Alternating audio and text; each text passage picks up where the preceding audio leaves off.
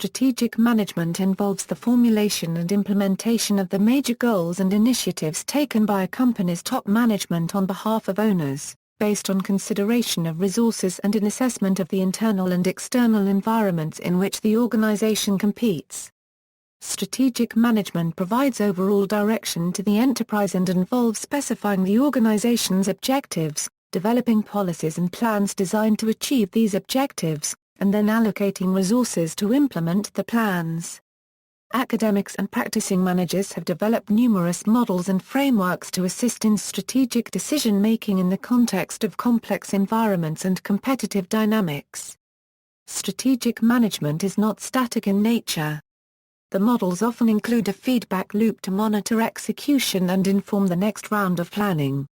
Harvard professor Michael Porta identifies three principles underlying strategy: creating a unique and valuable market position, making trade-offs by choosing what not to do, and creating fit by aligning company activities with one another to support the chosen strategy. Dr. Vladimir Kvind defines strategy as a system of finding, formulating, and developing a doctrine that will ensure long-term success if followed faithfully. Corporate strategy involves answering a key question from a portfolio perspective: what business should we be in? Business strategy involves answering the question, how shall we compete in this business? In management theory and practice, a further distinction is often made between strategic management and operational management. Operational management is concerned primarily with improving efficiency and controlling costs within the boundaries set by the organization's strategy. Definition: strategic management involves the formulation and implementation of the major goals and initiatives taken by a company's top management on behalf of owners, based on consideration of resources and an assessment of the internal and external environments in which the organization competes. Strategy is defined as the determination of the basic long-term goals of an enterprise, and the adoption of courses of action and the allocation of resources necessary for carrying out these goals. Strategies are established to set direction, focus effort, define or clarify the organization, and provide consistency or guidance in response to the environment. Strategic management involves the related concepts of strategic planning and strategic thinking. Strategic planning is analytical in nature and refers to formalized procedures to produce the data and analyses used as inputs for strategic thinking, which synthesizes the data resulting in the strategy. Strategic planning may also refer to control mechanisms used to implement the strategy once it is determined. In other words, strategic planning happens around the strategic thinking or strategy-making activity. Strategic management is often described as involving two major processes: formulation and implementation of strategy. While described sequentially below, in practice the two processes are iterative and each provides input for the other. Formulation of strategy involves analyzing the environment in which the organization operates, then making a series of strategic decisions about how the organization will compete. Formulation ends with a series of goals or objectives and measures for the organization to pursue. Environmental analysis includes the remote external environment, including the political, economic, social, technological and regulatory landscape. Industry environment, such as the competitive behavior of rival organizations, the bargaining power of buyers, customers and suppliers, threats from new entrants to the industry, and the ability of buyers to substitute products. And internal environment, regarding the strengths and weaknesses of the organization's resources. Strategic decisions are based on insight from the environmental assessment and are responses to strategic questions about how the organization will compete, such as, what is the organization's business? Who is the target customer for the organization's products and services? Where are the customers and how do they buy? What is considered value to the customer? Which businesses, products and services should be included or excluded from the portfolio of offerings? What is the geographic scope of the business? What differentiates the company from its competitors in the eyes of customers and other stakeholders? Which skills and capabilities should be developed within the firm? What are the important opportunities and risks for the organization? How can the firm grow, through both its base business and new business? How can the firm generate more value for investors? The answers to these and many other strategic questions result in the organization's strategy and a series of specific short-term and long-term goals or objectives and related measures. Implementation. The second major process of strategic management is implementation, which involves decisions regarding how the organization's resources will be aligned and mobilized towards the objectives. Implementation results in how the organization's resources are structured, leadership arrangements, communication, incentives, and monitoring mechanisms to track progress towards objectives, among others. Running the day-to-day operations of the business is often referred to as operations management, or specific terms for key departments or functions, such as logistics management, or marketing management, which take over once strategic management decisions are implemented. Many definitions of strategy. In 1988, Henry Mintzberg described the many different definitions and perspectives on strategy reflected in both academic research and in practice. He examined the strategic process and concluded it was much more fluid and unpredictable than people had thought. Because of this, he could not point to one process that could be called strategic planning. Instead, Mintzberg concludes that there are 5 types of strategies. Strategy is plan a directed course of action to achieve an intended set of goals. Similar to the strategic planning concept. Strategy is pattern a consistent pattern of past behavior, with a strategy realized over time rather than planned or intended. Where the realized pattern was different from the intent, he referred to the strategy as emergent. Strategy is position locating brands, products, or companies within the market, based on the conceptual framework of consumers or other stakeholders. A strategy determined primarily by factors outside the firm. Strategy is ploy a specific maneuver intended to outwit a competitor. And, strategy is perspective executing strategy based on a theory of the business, or natural extension of the mindset or ideological perspective of the organization. In 1998, Mintzberg developed these 5 types of management strategy into 10 OE schools of thought and grouped them into 3 categories. The first group is normative. It consists of the schools of informal design and conception, the formal planning, and analytical positioning. The second group, consisting of 6 schools, is more concerned with how strategic management is actually done, rather than prescribing optimal plans or positions. The 6 schools are entrepreneurial, visionary, cognitive, learning emergent, negotiation, corporate culture and business environment.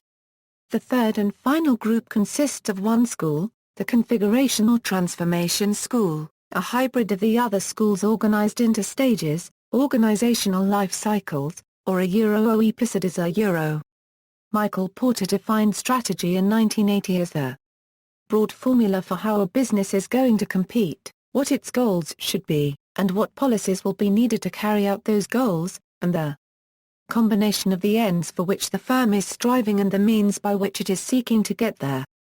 He continued that, the essence of formulating competitive strategy is relating a company to its environment. Historical development, origins. The strategic management discipline originated in the 1950s and 1960s. Among the numerous early contributors, the most influential were Peter Drucker, Philip Selznick, Alfred Chandler, Igor Ansoff, and Bruce Henderson. The discipline draws from earlier thinking and texts on strategy dating back thousands of years. Prior to 1960, the term strategy was primarily used regarding war and politics, not business. Many companies built strategic planning functions to develop and execute the formulation and implementation processes during the 1960s. Peter Drucker was a prolific management theorist and author of dozens of management books, with a career spanning 5 decades. He addressed fundamental strategic questions in a 1954 book, The Practice of Management Writing. The first responsibility of top management is to ask the question, what is our business? And to make sure it is carefully studied and correctly answered. He wrote that the answer was determined by the customer.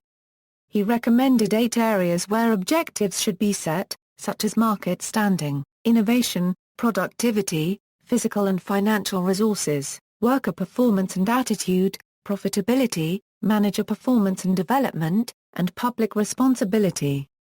In 1957, Philip Selznick initially used the term distinctive competence in referring to how the Navy was attempting to differentiate itself from the other services.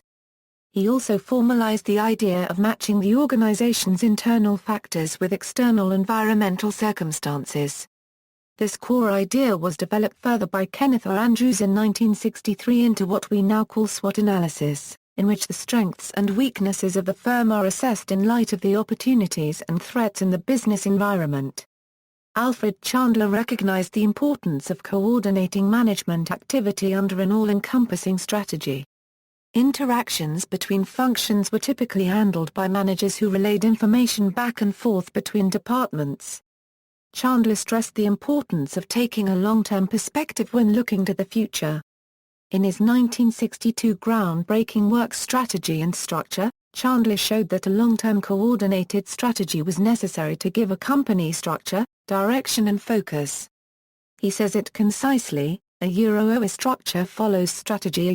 Chandler wrote that strategy is the determination of the basic long-term goals of an enterprise, and the adoption of courses of action and the allocation of resources necessary for carrying out these goals. Igor Ansoff built on Chandler's work by adding concepts and inventing a vocabulary. He developed a grid that compared strategies for market penetration, product development, market development and horizontal and vertical integration and diversification. He felt that management could use the grid to systematically prepare for the future. In his 1965 classic Corporate Strategy, he developed gap analysis to clarify the gap between the current reality and the goals and to develop what he called a gap-reducing actions. Ansoff wrote that strategic management had three parts: strategic planning, the skill of a firm in converting its plans into reality, and the skill of a firm in managing its own internal resistance to change. Bruce Henderson, founder of the Boston Consulting Group, wrote about the concept of the experience curve in 1968, following initial work begun in 1965. The experience curve refers to a hypothesis that unit production costs decline by 20 to 30% every time cumulative production doubles. This supported the argument for achieving higher market share and economies of scale. Porta wrote in 1980 that companies have to make choices about their scope and the type of competitive advantage they seek to achieve, whether lower cost or differentiation. The idea of strategy targeting particular industries and customers with a differentiated offering was a departure from the experience curve-influenced strategy paradigm, which was focused on larger scale and lower cost. Porta revised the strategy paradigm again in 1985, writing that superior performance of the processes and activities performed by organizations as part of their value chain is the foundation of competitive advantage, thereby outlining a process view of strategy. Change in focus from production to marketing, the direction of strategic research also paralleled a major paradigm shift in how companies competed, specifically a shift from the production focus to market focus. The prevailing concept in strategy up to the 1950s was to create a product of high technical quality. If you created a product that worked well and was durable, it was assumed you would have no difficulty profiting. This was called the production orientation. Henry Ford famously said of the Model T car, "Any customer can have a car painted any color that he wants, so long as it is black." Management theorist Peter Drucker wrote in 1954 that it was the customer who defined what business the organization was in. In 1960 Theodore Levitt argued that instead of producing products then trying to sell them to the customer, businesses should start with the customer, find out what they wanted, and then produce it for them. The fallacy of the production orientation was also referred to as marketing myopia in an article of the same name by Levitt. Over time, the customer became the driving force behind all strategic business decisions. This marketing concept, in the decades since its introduction, has been reformulated and repackaged under names including market orientation, customer orientation, customer intimacy, customer focus, customer-driven and market focus. Jim Collins wrote in 1997 that the strategic frame of reference is expanded by focusing on why a company exists rather than what it makes. In 2001, he recommended that organizations define themselves based on three key questions: what are we passionate about? What can we be best in the world at? What drives our economic engine? Nature of Strategy. In 1985, Professor Ellen Earle Chaffee summarized what she thought were the main elements of strategic management theory where consensus generally existed as of the 1970s, writing that strategic management involves adapting the organization to its business environment, is fluid and complex. Change creates novel combinations of circumstances requiring unstructured non-repetitive responses. Affects the entire organization by providing direction. Involves both strategy formulation processes and also implementation of the content of the strategy. May be planned and unplanned. Is done at several levels, overall corporate strategy, and individual business strategies. And involves both conceptual and analytical thought processes.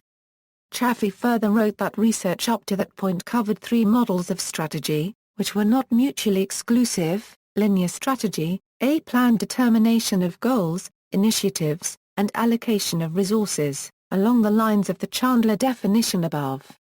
This is most consistent with strategic planning approaches and may have a long planning horizon. The strategist deals with the environment, but it is not the central concern. Adaptive strategy. In this model, the organization's goals and activities are primarily concerned with adaptation to the environment, analogous to a biological organism. The need for continuous adaptation reduces or eliminates the planning window. There is more focus on means rather than ends. Strategy is less centralized than in the linear model.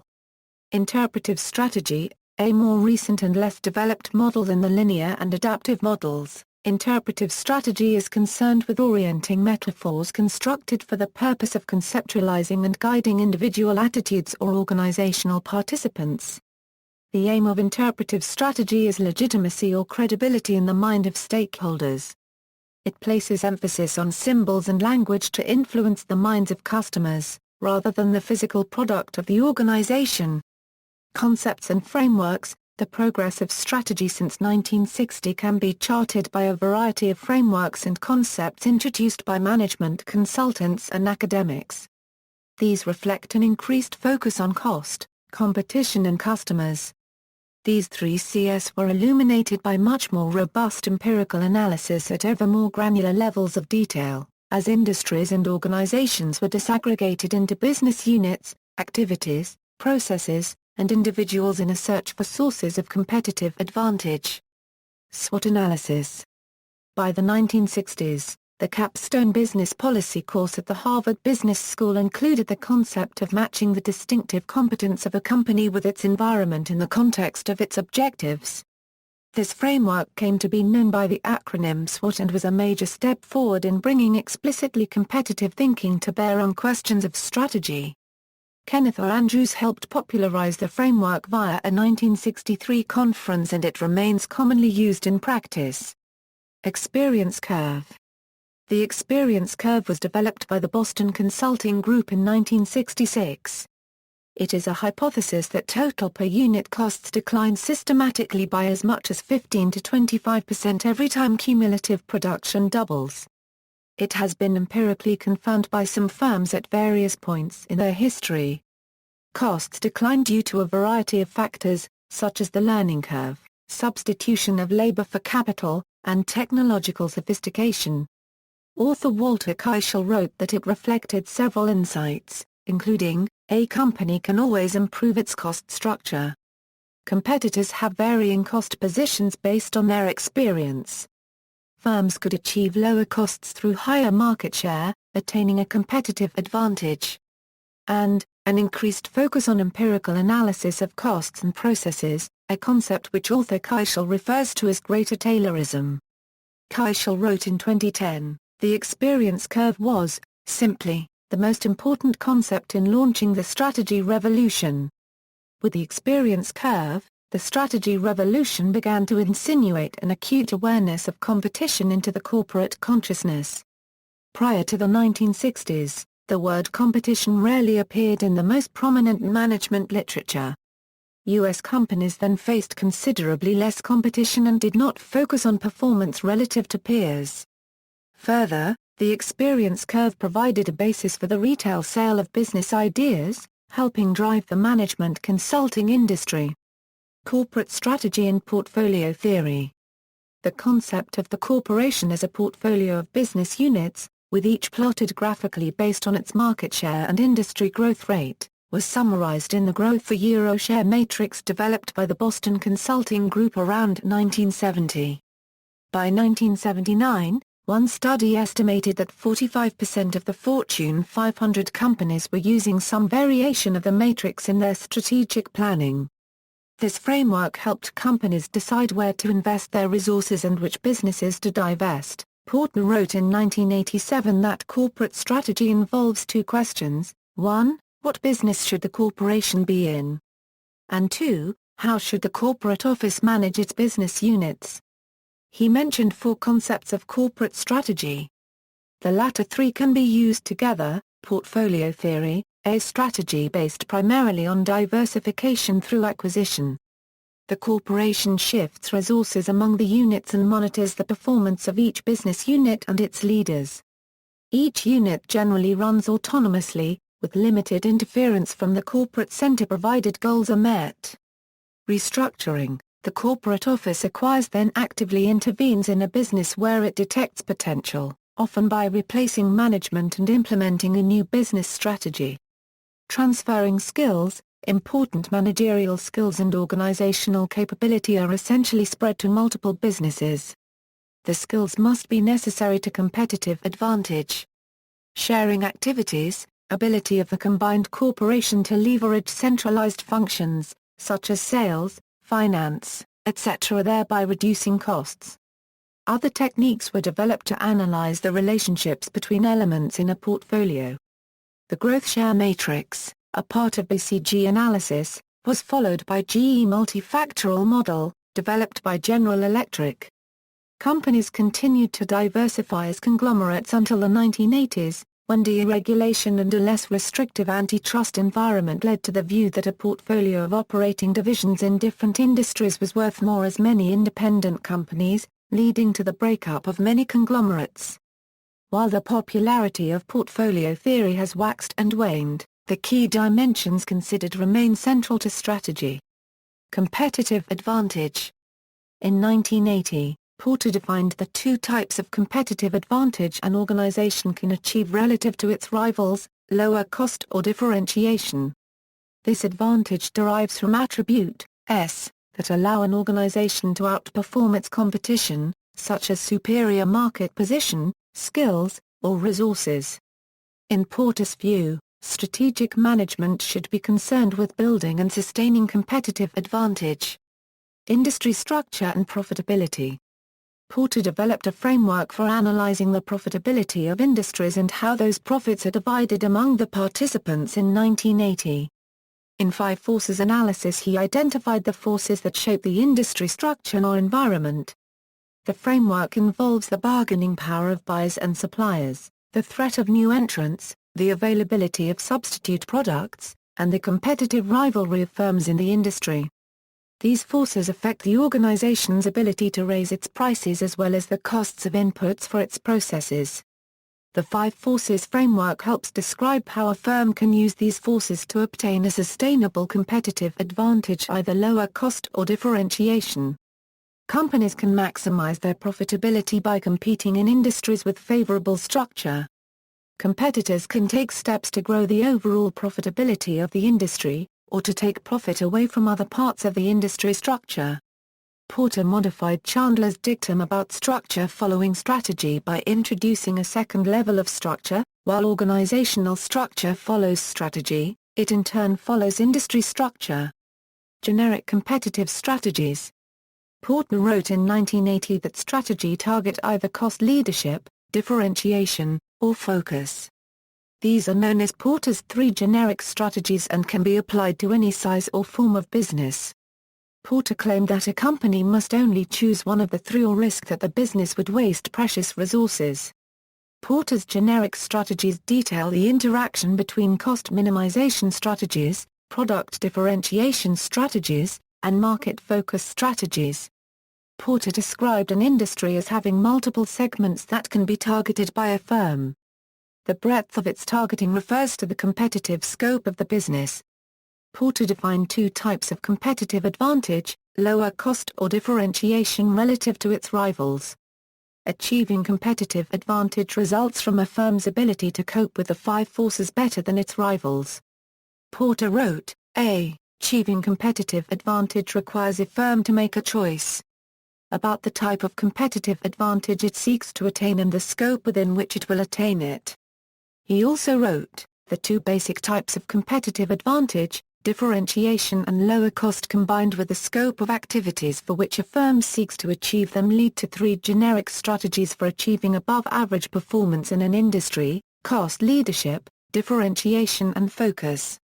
The focus strategy has two variants: cost focus and differentiation focus.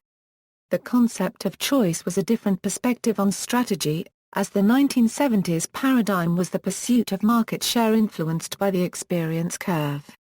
Companies that pursued the highest market share position to achieve cost advantages fit under Porta's cost leadership generic strategy, but the concept of choice regarding differentiation and focus represented a new perspective. Value chain. Porta's 1985 description of the value chain refers to the chain of activities that an organization performs in order to deliver a valuable product or service for the market. These include functions such as inbound logistics, operations, outbound logistics, marketing and sales, and service, supported by systems and technology infrastructure. By aligning the various activities in its value chain with the organization's strategy in a coherent way, a firm can achieve a competitive advantage. Porta also wrote that strategy is an internally consistent configuration of activities that differentiates a firm from its rivals. A robust competitive position cumulates from many activities which should fit coherently together. Porta wrote in 1985, competitive advantage cannot be understood by looking at a firm as a whole. It stems from the many discrete activities a firm performs in designing, producing, marketing, delivering and supporting its product. Each of these activities can contribute to a firm's relative cost position and create a basis for differentiation.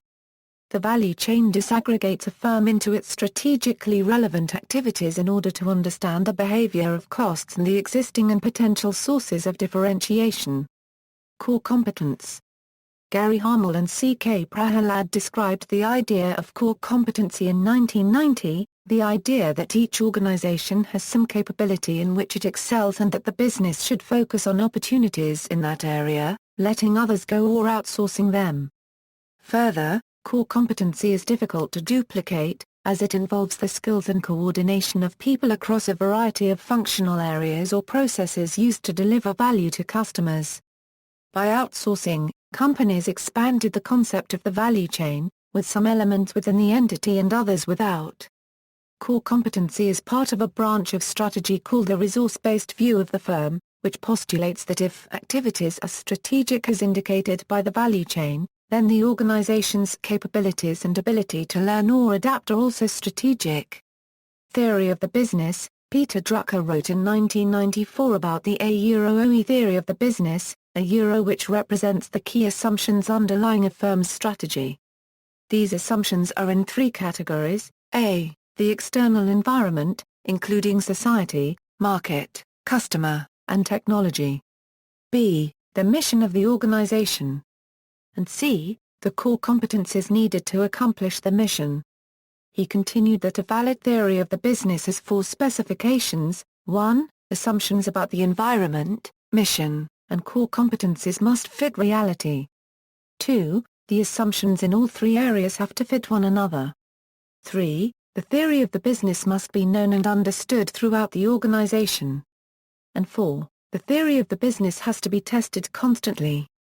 He wrote that organizations get into trouble when the assumptions representing the theory of the business no longer fit reality. He used an example of retail department stores, where their theory of the business assumed that people who could afford to shop in department stores would do so. However, many shoppers abandoned department stores in favor of specialty retailers when time became the primary factor in the shopping destination rather than income. Drucker described the theory of the business as a hypothesis and a discipline. He advocated building in systematic diagnostics, monitoring and testing of the assumptions comprising the theory of the business to maintain competitiveness. Strategic thinking. Strategic thinking involves the generation and application of unique business insights to opportunities intended to create competitive advantage for a firm or organization. It involves challenging the assumptions underlying the organization's strategy and value proposition. Mintzberg wrote in 1994 that it is more about synthesis than analysis. It is about capturing what the manager learns from all sources and then synthesizing that learning into a vision of the direction that the business should pursue. Mintzberg argued that strategic thinking is the critical part of formulating strategy, more so than strategic planning exercises. General André Beauf wrote in 1963 that strategic thinking is a mental process, at once abstract and rational, which must be capable of synthesizing both psychological and material data. The strategist must have a great capacity for both analysis and synthesis. Analysis is necessary to assemble the data on which he makes his diagnosis, synthesis in order to produce from these data the diagnosis itself, and the diagnosis in fact amounts to a choice between alternative courses of action.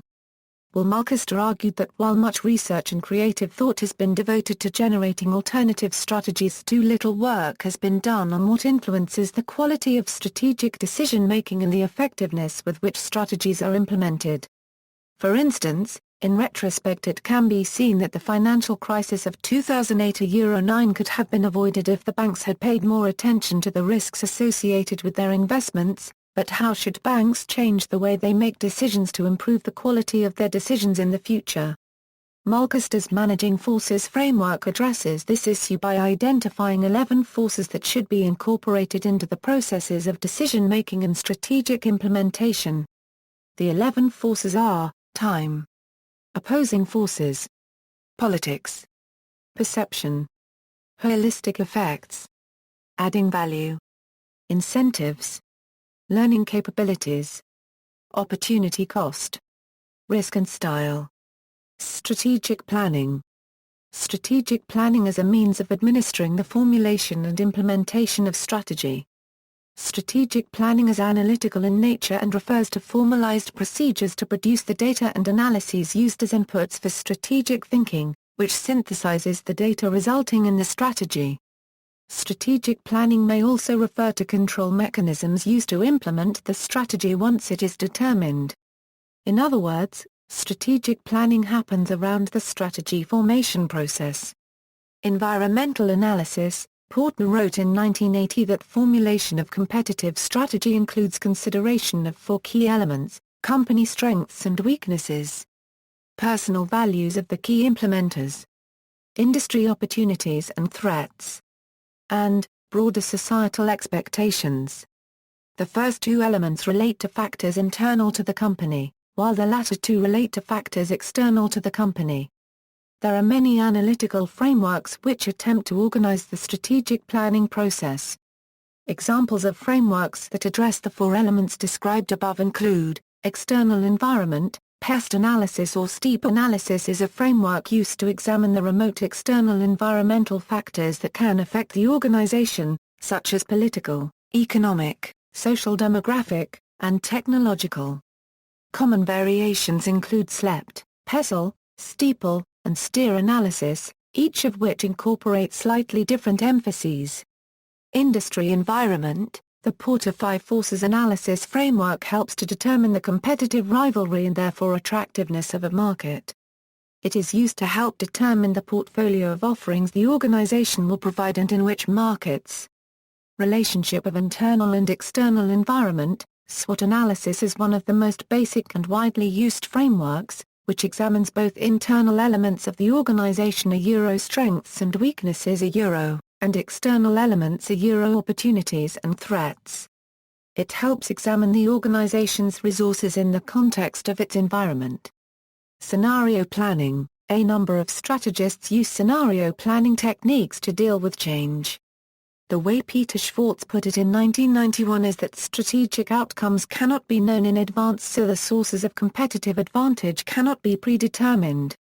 The fast-changing business environment is too uncertain for us to find sustainable value in formulas of excellence or competitive advantage. Instead, scenario planning is a technique in which multiple outcomes can be developed, their implications assessed, and their likeliness of occurrence evaluated. According to Pierre Wack, scenario planning is about insight, complexity, and subtlety, not about formal analysis and numbers. Some business planners are starting to use a complexity theory approach to strategy. Complexity can be thought of as chaos with a dash of order. Chaos theory deals with turbulent systems that rapidly become disordered. Complexity is not quite so unpredictable. It involves multiple agents interacting in such a way that a glimpse of structure may appear. Measuring and controlling implementation. Once the strategy is determined, various goals and measures may be established to chart a course for the organization, measure performance and control implementation of the strategy. Tools such as the balanced scorecard and strategy maps help crystallize the strategy, by relating key measures of success and performance to the strategy. These tools measure financial, marketing, production, organizational development, and innovation measures to achieve a balanced perspective. Advances in information technology and data availability enable the gathering of more information about performance, allowing managers to take a much more analytical view of their business than before. Strategy may also be organized as a series of initiatives, or programs, each of which comprises one or more projects. Various monitoring and feedback mechanisms may also be established, such as regular meetings between divisional and corporate management to control implementation. Limitations: while strategies are established to set direction, focus effort, define or clarify the organization, and provide consistency or guidance in response to the environment, these very elements also mean that certain signals are excluded from consideration or de-emphasized. Mintzberg wrote in 1987, "Strategy is a categorizing scheme by which incoming stimuli can be ordered and dispatched. Since a strategy orients the organization in a particular manner or direction, that direction may not effectively match the environment, initially or over time as circumstances change." As such, Mintzberg continued, "Strategy, once established, is a force that resists change, not encourages it. Therefore, a critique of strategic management is that it can overly constrain managerial discretion in a dynamic environment. How can individuals, organizations and societies cope as well as possible with issues too complex to be fully understood, given the fact that actions initiated on the basis of inadequate understanding may lead to significant regret? Some theorists insist on an iterative approach, considering in turn objectives, implementation and resources. That is, a repetitive learning cycle, rather than a linear progression towards a clearly defined final destination. Strategies must be able to adjust during implementation because humans rarely can proceed satisfactorily except by learning from experience.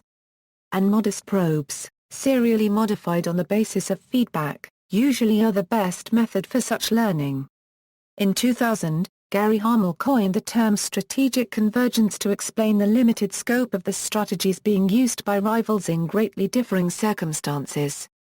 He lamented that successful strategies are imitated by firms that do not understand that for a strategy to work, it must account for the specifics of each situation. Woodhouse and Colin Gridge claim that the essence of being a strategic lies in a capacity for intelligent trial and error rather than strict adherence to finely honed strategic plans. Strategy should be seen as laying out the general path rather than precise steps. Means are as likely to determine ends as ends are to determine means. The objectives that an organization might wish to pursue are limited by the range of feasible approaches to implementation. In turn, the range of feasible implementation approaches is determined by the availability of resources. Strategic themes: various strategic approaches used across industries have arisen over the years. These include the shift from product-driven demand to customer or marketing-driven demand, the increased use of self-service approaches to lower cost, changes in the value chain or corporate structure due to globalization, and the Internet. Self-service. One theme in strategic competition has been the trend towards self-service, often enabled by technology, where the customer takes on a role previously performed by a worker to lower the price.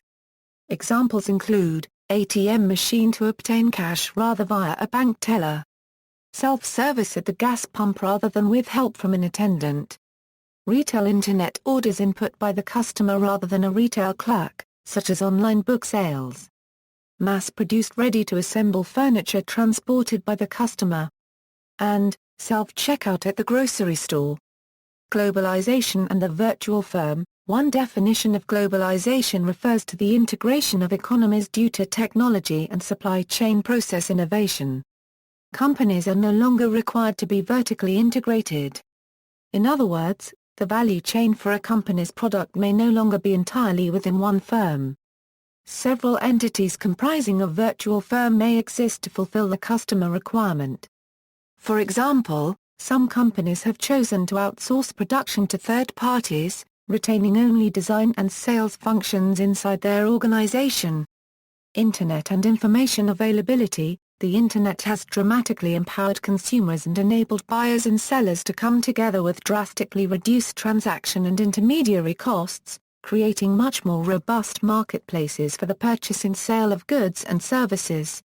Examples include online auction sites, Internet dating services, and Internet booksellers. In many industries, the Internet has dramatically altered the competitive landscape. Services that used to be provided within one entity are now provided by third parties. Author Philip Evans said in 2013 that networks are challenging traditional hierarchies.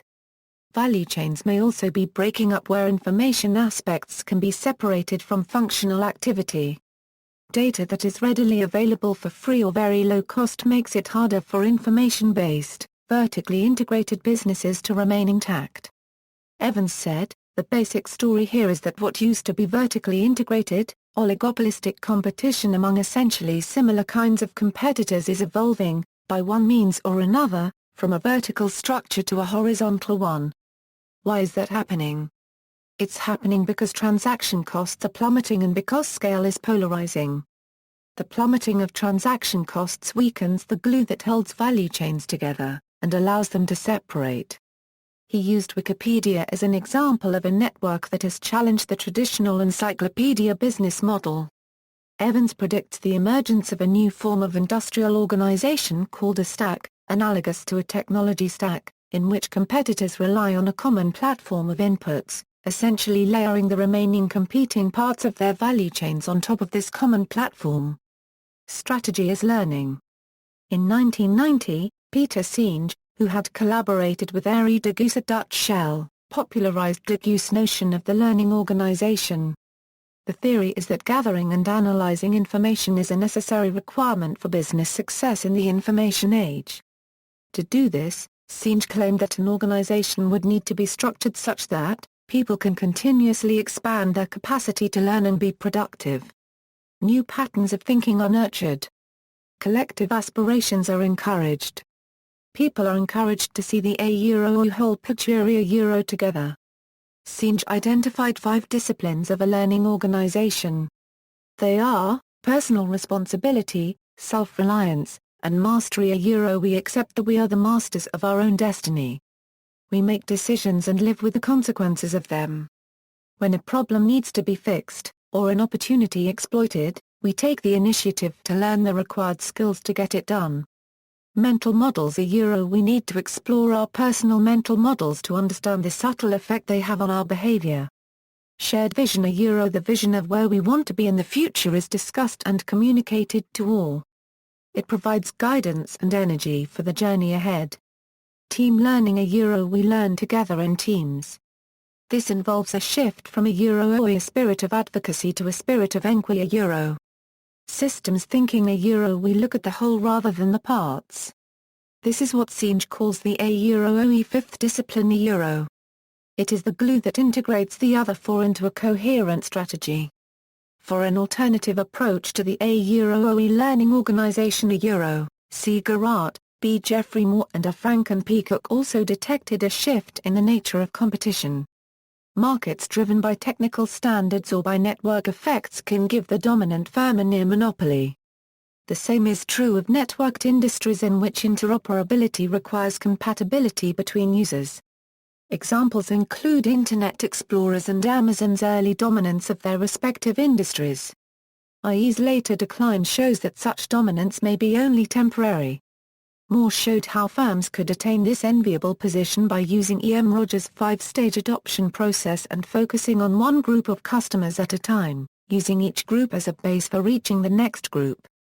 The most difficult step is making the transition between introduction and mass acceptance. If successful, a firm can create a bandwagon effect in which the momentum builds and its product becomes a de facto standard. Strategy is adapting to change. In 1969, Peter Drucker coined the phrase "age of discontinuity" to describe the way change disrupts lives. In an age of continuity, attempts to predict the future by extrapolating from the past can be accurate. But according to Drucker, we are now in an age of discontinuity and extrapolating is ineffective. He identifies four sources of discontinuity: new technologies, globalization, cultural pluralism and knowledge capital. In 1970, Alvin Toffler in Future Shock described a trend towards accelerating rates of change. He illustrated how social and technical phenomena had shorter lifespans with each generation, and he questioned society's ability to cope with the resulting turmoil and accompanying anxiety. In past eras, periods of change were always punctuated with times of stability. This allowed society to assimilate the change before the next change arrived. But these periods of stability had all but disappeared by the late 20th century. In 1980 and the third wave, Toffler characterized this shift to relentless change as the defining feature of the third phase of civilization. In 1978, Derek F. Abel described strategic windows, and stressed the importance of the timing of any given strategy. This led some strategic planners to build planned obsolescence into their strategies. In 1983, Noel Tiki wrote that because we are all beings of habit, we tend to repeat what we are comfortable with. He wrote that this is a trap that constrains our creativity, prevents us from exploring new ideas, and hampers our dealing with the full complexity of new issues. He developed a systematic method of dealing with change that involved looking at any new issue from three angles: technical and production, political and resource allocation, and corporate culture. In 1989, Charles Handy identified two types of change. Strategic drift is a gradual change that occurs so subtly that it is not noticed until it is too late. By contrast, transformational change is sudden and radical. It is typically caused by discontinuities in the business environment. The point where a new trend is initiated is called a strategic inflection point by Andy Grove. Inflection points can be subtle or radical. In 1990, Richard Pascal wrote that relentless change requires that businesses continuously reinvent themselves. His famous maxim is "OE nothing fails like success", by which he means that what was a strength yesterday becomes the root of weakness today. We tend to depend on what worked yesterday and refuse to let go of what worked so well for us in the past. Prevailing strategies become self-confirming. To avoid this trap, businesses must stimulate a spirit of inquiry and healthy debate. They must encourage a creative process of self-renewal based on constructive conflict. In 1996, Adrian Sliwotsky showed how changes in the business environment are reflected in value migrations between industries, between companies, and within companies. He claimed that recognizing the patterns behind these value migrations is necessary if we wish to understand the world of chaotic change. In OE profit patterns he described businesses as being in a state of strategic anticipation as they try to spot emerging patterns. Sliwotsky and his team identified 30 patterns that have transformed industry after industry. In 1997, Clayton Christensen took the position that great companies can fail precisely because they do everything right, since the capabilities of the organization also define its disabilities. Christensen's thesis is that outstanding companies lose their market leadership when confronted with disruptive technology. He called the approach to discovering the emerging markets for disruptive technologies agnostic marketing, that is, marketing under the implicit assumption that no one not the company, not the customers can know how or in what quantities a disruptive product can or will be used without the experience of using it. In 1999, Konstantinos Markides re-examined the nature of strategic planning. He described strategy formation and implementation as an ongoing, never-ending, integrated process requiring continuous reassessment and reformation. Strategic management is planned and emergent, dynamic and interactive. J. Moncrief stressed strategy dynamics. He claimed that strategy is partially deliberate and partially unplanned. The unplanned element comes from emergent strategies that result from the emergence of opportunities and threats in the environment and from strategies in action. David Teese pioneered research on resource-based strategic management and the dynamic capabilities perspective, defined as a ability to integrate, build, and reconfigure internal and external competencies to address rapidly changing environments. His 1997 paper Dynamic Capabilities and Strategic Management was the most cited paper in economics and business for the period from 1995 to 2005. In 2000, Gary Hamel discussed strategic decay, the notion that the value of every strategy, no matter how brilliant, decays over time. Strategy as operational excellence, quality. A large group of theorists felt the area where Western business was most lacking was product quality. W. Edwards Deming, Joseph M. Uren, A. Kearney, Philip Crosby and Armand Feinbaum suggested quality improvement techniques such as total quality management, continuous improvement, lean manufacturing, Six Sigma, and return on quality. Contrarily, James Heskett, Earl Sasser, William DeVito, Len Schlesinger, A. Parr Aikman, Len Berry, Jane Kingman Brundage, Christopher Hart, and Christopher Lovelock, felt that poor customer service was the problem. They gave us fishbone diagramming, service charting, total customer service, the service profit chain, service gaps analysis, the service encounter, strategic service vision, service mapping, and service teams. Their underlying assumption was that there is no better source of competitive advantage than a continuous stream of delighted customers.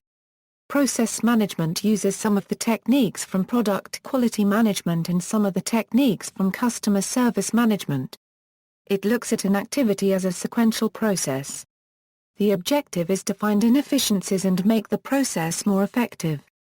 Although the procedures have a long history, dating back to Taylorism, the scope of their applicability has been greatly widened, leaving no aspect of the firm free from potential process improvements. Because of their broad applicability of process management techniques, they can be used as a basis for competitive advantage. Carl Sewell, Frederick F. Reichheld, C. Grumrus, and Earl Sasser observed that businesses were spending more on customer acquisition than on retention.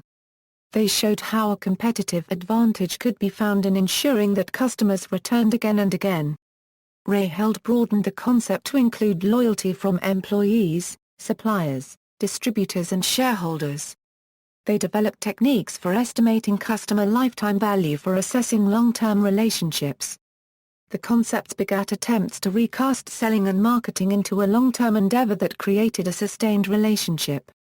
Customer relationship management software became integral to many firms. Re-engineering, Michael Hammer and James Champy felt that these resources needed to be restructured. In a process that they labeled re-engineering, firms reorganized their assets around whole processes rather than tasks. In this way a team of people saw a project through, from inception to completion. This avoided functional silos where isolated departments seldom talked to each other. It also eliminated waste due to functional overlap and interdepartmental communications. In 1989 Richard Lester and the researchers at the MIT Industrial Performance Center identified 7 best practices and concluded that firms must accelerate the shift away from the mass production of low-cost standardized products. The 7 areas of best practice were, simultaneous continuous improvement in cost, quality, service, and product innovation, breaking down organizational barriers between departments, eliminating layers of management, creating flatter organizational hierarchies, closer relationships with customers and suppliers, intelligent use of new technology, global focus, improving human resource skills. The search for best practices is also called benchmarking. This involves determining where you need to improve, finding an organization that is exceptional in this area, then studying the company and applying its best practices in your firm. Other perspectives on strategy. Strategy is problem solving. Professor Richard P. Rumelt described strategy as a type of problem solving in 2011. He wrote that good strategy has an underlying structure called a kernel. The kernel has three parts: 1. A diagnosis that defines or explains the nature of the challenge. 2. A guiding policy for dealing with the challenge. And 3. Coherent actions designed to carry out the guiding policy. President Kennedy outlined these three elements of strategy in his Cuban Missile Crisis address to the nation of October 22, 1962. Diagnosis OE. This government, as promised, has maintained the closest surveillance of the Soviet military buildup on the island of Cuba. Within the past week, unmistakable evidence has established the fact that a series of offensive missile sites is now in preparation on that imprisoned island. The purpose of these bases can be none other than to provide a nuclear strike capability against the Western Hemisphere. Guiding policy. Our unswerving objective, therefore, must be to prevent the use of these missiles against this or any other country, and to secure their withdrawal or elimination from the Western Hemisphere. Action plans. First among 7 numbered steps was the following: OE to halt this offensive build-up. A strict quarantine on all offensive military equipment under shipment to Cuba is being initiated. All ships of any kind bound for Cuba from whatever nation or port will, if found to contain cargoes of offensive weapons, be turned back. Active strategic management required active information gathering and active problem solving. In the early days of Hewlett-Packard, Dave Packard and Bill Hewlett devised an active management style that they called management by walking around. Senior HP managers were seldom at their desks. They spent most of their days visiting employees, customers, and suppliers. This direct contact with key people provided them with a solid grounding from which viable strategies could be crafted. Management consultants Tom Peters and Robert H. Waterman had used the term in their 1982 book In Search of Excellence, Lessons from America's Best-Run Companies. Some Japanese managers employ a similar system, which originated at Honda, and is sometimes called the 3Gs. Creative versus analytic approaches. In 2010, IBM released a study summarizing 3 conclusions of 1,500 CEOs around the world. 1. Complexity is escalating. 2. Enterprises are not equipped to cope with this complexity. And 3. Creativity is now the single most important leadership competency. IBM said that it is needed in all aspects of leadership, including strategic thinking and planning. Similarly, McKeown argued that over-reliance on any particular approach to strategy is dangerous and that multiple methods can be used to combine the creativity and analytics to create an approach to shaping the future that is difficult to copy. Non-Strategic Management, a 1938 treatise by Chester Barnard, based on his own experience as a business executive, described the process as informal, intuitive, non-routinized and involving primarily oral, two-way communications. Bernard says the process is the sensing of the organization as a whole in the total situation relevant to it. It transcends the capacity of merely intellectual methods, and the techniques of discriminating the factors of the situation. The terms pertinent to it are a felling a judgmental a essence a proportion a balance a appropriateness a. It is a matter of art rather than science. In 1973, Mintzberg found that senior managers typically deal with unpredictable situations, so they strategize in ad hoc, flexible, dynamic, and implicit ways. He wrote, the job breeds adaptive information manipulators who prefer the live concrete situation. The manager works in an environment of stimulus response, and he develops in his work a clear preference for live action. In 1982, John Cotter studied the daily activities of 15 executives and concluded that they spent most of their time developing and working a network of relationships that provided general insights and specific details for strategic decisions. They tend to use OE mental roadmaps rather than systematic planning techniques. Daniel Eisenberg's 1984 study of senior managers found that their decisions were highly intuitive. Executives often sensed what they were going to do before they could explain why. He claimed in 1986 that one of the reasons for this is the complexity of strategic decisions and the resultant information uncertainty. Zuboff claimed that information technology was widening the divide between senior managers and operational-level managers. She alleged that prior to the widespread use of computer systems, managers, even at the most senior level, engaged in both strategic decisions and routine administration, but as computers facilitated routine processes, these activities were moved further down the hierarchy, leaving senior management free for strategic decision-making. In 1977, Abraham Zaletzig distinguished leaders from managers. He described leaders as visionaries who inspire, while managers care about process. He claimed that the rise of managers was the main cause of the decline of American business in the 1970s and 1980s. Lack of leadership is most damaging at the level of strategic management where it can paralyze an entire organization. Dr. Martha Prinsloo developed the cognitive process profile Psychometric from the work of Elliott Jack. The CPP is a computer-based psychometric which profiles a person's capacity for strategic thinking. It is used worldwide in selecting and developing people for strategic roles. According to Corner, Kinichi, and Keats, strategic decision-making in organizations occurs at two levels, individual and aggregate. They developed a model of parallel strategic decision-making. The model identifies two parallel processes that involve getting attention, encoding information, storage and retrieval of information, strategic choice, strategic outcome and feedback. The individual and organizational processes interact at each stage. For instance, competition-oriented objectives are based on the knowledge of competing firms, such as their market share. Strategy is marketing. The 1980s also saw the widespread acceptance of positioning theory. Although the theory originated with Jack Trout in 1969, it didn't unregistered trademark T gain wide acceptance until Al Ries and Jack Trout wrote their classic book Positioning, The Battle for Your Mind. The basic premise is that a strategy should not be judged by internal company factors but by the way customers see it relative to the competition. Crafting and implementing a strategy involves creating a position in the mind of the collective consumer. Several techniques enable the practical use of positioning theory. Perceptual mapping, for example, creates visual displays of the relationships between positions. Multidimensional scaling, discriminant analysis, factor analysis and conjoint analysis are mathematical techniques used to determine the most relevant characteristics upon which positions should be based.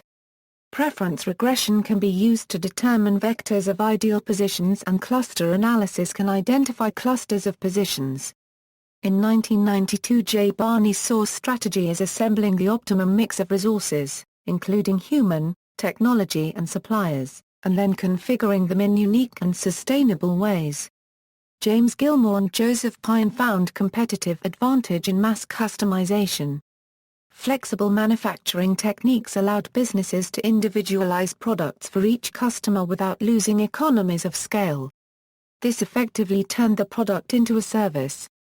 They also realized that if a service is mass customized by creating a performance for each individual client, that service would be transformed into an a experience Their book, The Experience Economy, along with the work of Ben Schmidt convinced many to see service provision as a form of theater.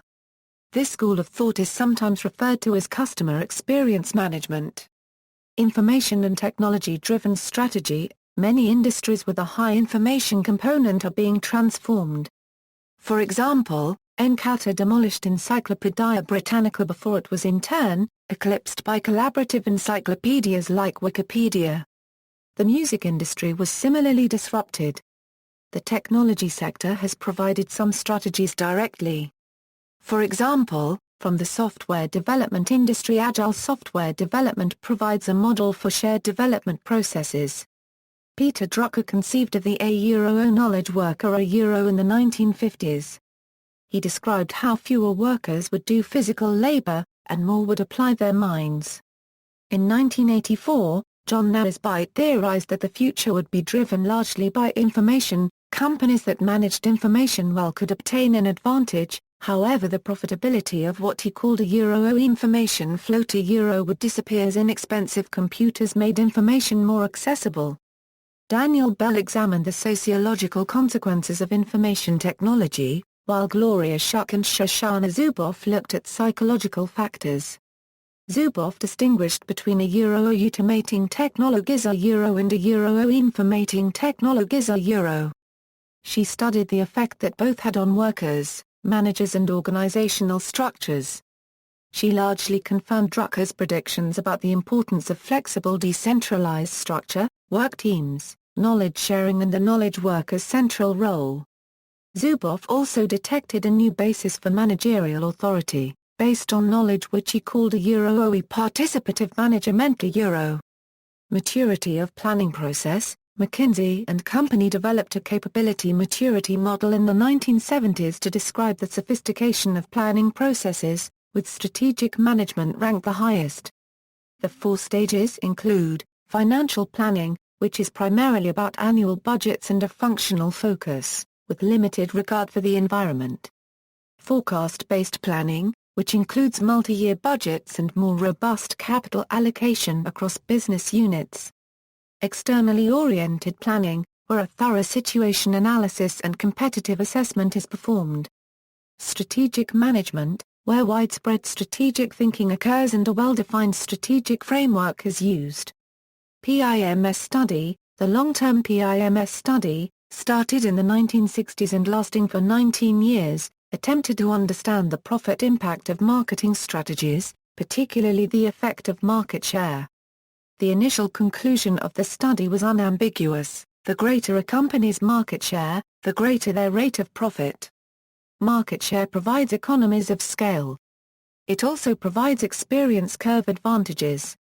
The combined effect is increased profits. The benefits of high market share naturally led to an interest in growth strategies.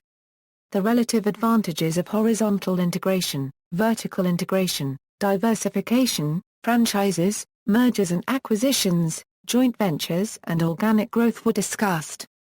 Other research indicated that a low market share strategy could still be very profitable.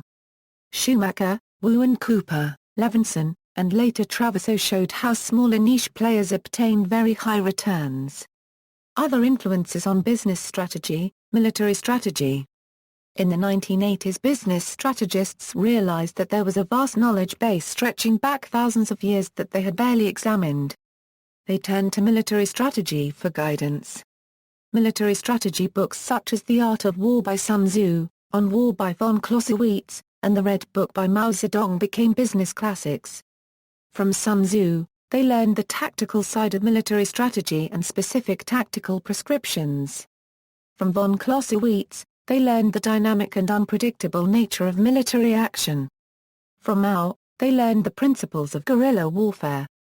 Important marketing warfare books include Business War Games by Barry James, Marketing Warfare by Al Ries and Jack Trout, and Leadership Secrets of Attila the Hun by Wes Roberts.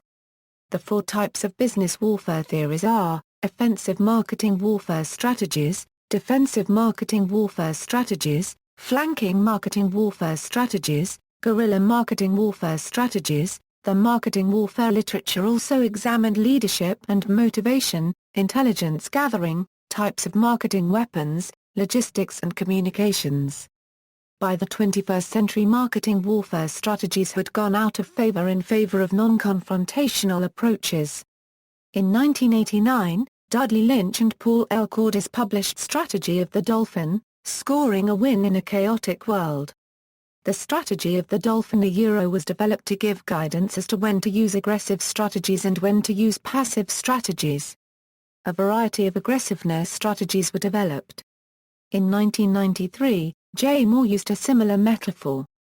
Instead of using military terms, he created an ecological theory of predators and prey, see ecological model of competition, a sort of Darwinian management strategy in which market interactions mimic long-term ecological stability. Author Philip Evans said in 2014 that Henderson's central idea was what you might call the Napoleonic idea of concentrating mass against weakness, of overwhelming the enemy. What Henderson recognized was that, in the business world, there are many phenomena which are characterized by what economists would call increasing returns, scale, experience. The more you do of something, disproportionately the better you get. And therefore he found a logic for investing in such kinds of overwhelming mass in order to achieve competitive advantage. And that was the first introduction of essentially a military concept of strategy into the business world. It was on those two ideas, Henderson's idea of increasing returns to scale and experience, and Porter's idea of the value chain, encompassing heterogeneous elements, that the whole edifice of business strategy was subsequently erected. Traits of successful companies, like Peters and Waterman a decade earlier, James Collins and Jerry Porras spent years conducting empirical research on what makes great companies. 6 years of research uncovered a key underlying principle behind the 19 successful companies that they studied: they all encourage and preserve a core ideology that nurtures the company. Even though strategy and tactics change daily, the companies, nevertheless, were able to maintain a core set of values. These core values encourage employees to build an organization that lasts. In Built to Last they claim that short-term profit goals, cost-cutting, and restructuring will not stimulate dedicated employees to build a great company that will endure. In 2000 Collins coined the term a built to flip to describe the prevailing business attitudes in Silicon Valley. It describes a business culture where technological change inhibits a long-term focus. He also popularized the concept of the BHAG. Arie de Geus undertook a similar study and obtained similar results. He identified 4 key traits of companies that had prospered for 50 years or more. They are: sensitivity to the business environment the ability to learn and adjust, cohesion and identity the ability to build a community with personality, vision, and purpose, tolerance and decentralization the ability to build relationships, conservative financing. A company with these key characteristics he called a living company because it is able to perpetuate itself. If a company emphasizes knowledge rather than finance, and sees itself as an ongoing community of human beings, it has the potential to become great and endure for decades. Such an organization is an organic entity capable of learning and capable of creating its own processes, goals, and persona. Will Mulcaster suggests that firms engage in a dialogue that centers around these questions: will the proposed competitive advantage create perceived differential value? Will the proposed competitive advantage create something that is different from the competition? Will the difference add value in the eyes of potential customers? This question will entail a discussion of the combined effects of price, product features and consumer perceptions. Will the product add value for the firm? Answering this question will require an examination of cost effectiveness and the pricing strategy. See also, further reading, Pankaj Mohat, Harvard strategy professor, Competition and Business Strategy in Historical Perspective, Social Science History Network, Spring 2002, Kvint, Vladimir. The Global Emerging Market, Strategic Management and Economics, excerpt from Google Books, references. External links: Institute for Strategy and Competitiveness at Harvard Business School, 1, Improving Strategic Management, The Journal of Business Strategies, Strategic Planning Society, the Association of Internal Management Consultants, the nationwide network of strategic management and planning professionals.